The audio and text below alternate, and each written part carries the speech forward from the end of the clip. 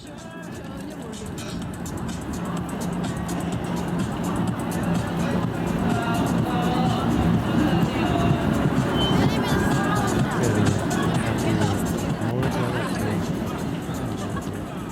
urban is not so much a physical space, but rather a condition created by a network of elements, discrete bodies.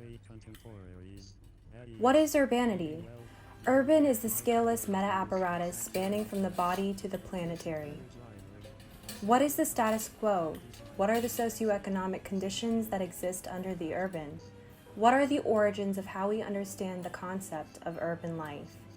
The urban is, at its best, a fruit of diversity, inclusion, opportunity, and chaotic discipline. At its worst, the urban is a machine of control, dominance, and surveillance puppeteered by those with power.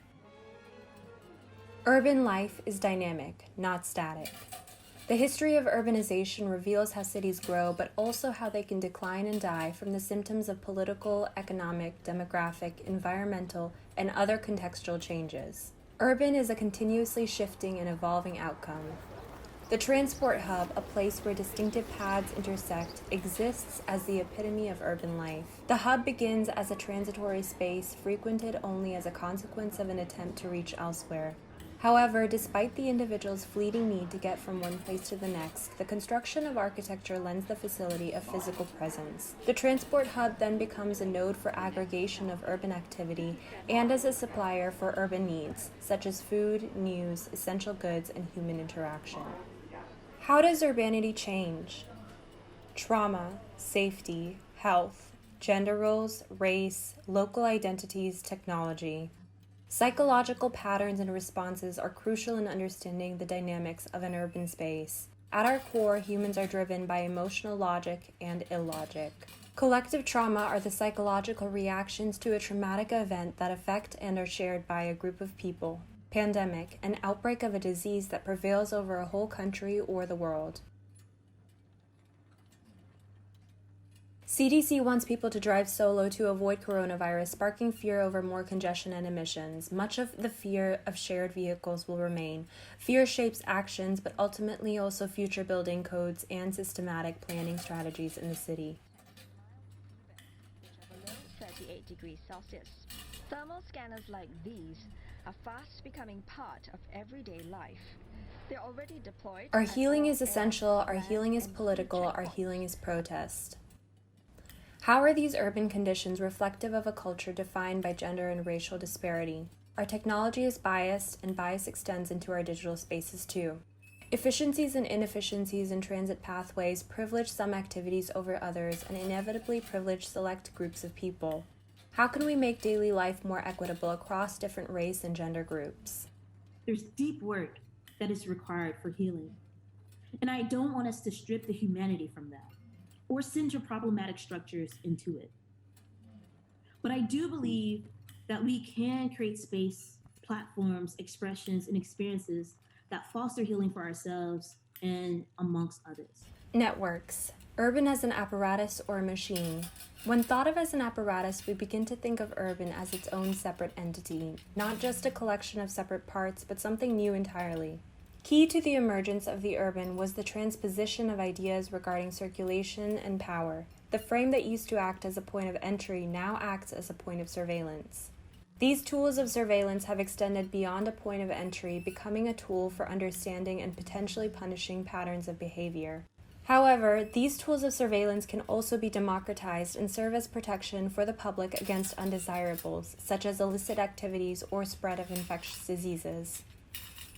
How can the dispersion of presence among individuals create a more democratic means of getting around?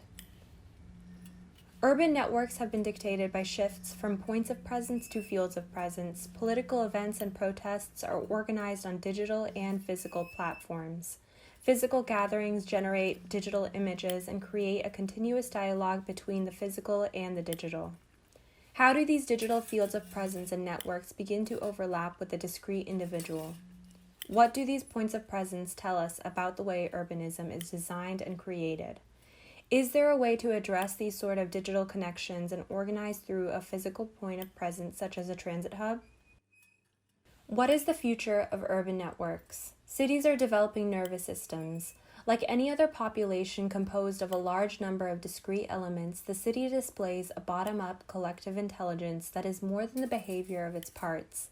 The city operates through a form of swarm intelligence. Humans are discrete bodies whose collective behaviors are larger than their individual parts. How must we understand urbanism to create a new paradigm for urban life and our transit systems? The city is a manifestation of emergence. We must aim to reproduce an apparatus to develop an adaptable system for urban growth unconfined by the bounds of a single scale. Changing economies, environment, and migration shape the nature of urbanity. What would a new urban equity agenda entail? Equitable housing, equitable health, sustainable urban mobility, and attainable cultural resources. We must define alternate models that a transport hub will assume in the future. We need to go directly into communities and ask them what their needs are. On an architectural scale, we propose an apparatus that can react to the changing needs of urban life.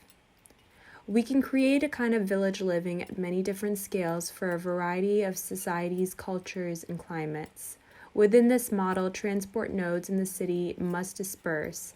By connecting central points of each neighborhood through a network of rails, an apparatus is created by which robotic machines can quickly assemble or disassemble discrete elements into essential spaces depending on changing community needs.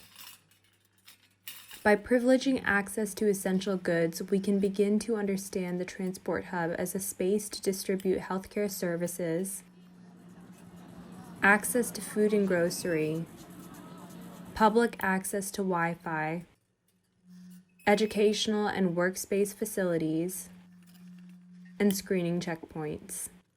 This flexible model of a hub creates a field of physical nodes of presence, supporting our need for both the physical and digital shared urban space. Points of presence become fields of presence. An adaptive and responsive system is ecological, economical, and sustainable. By fitting the specific needs of a culture, an adaptable apparatus extends equity within the social context it intervenes.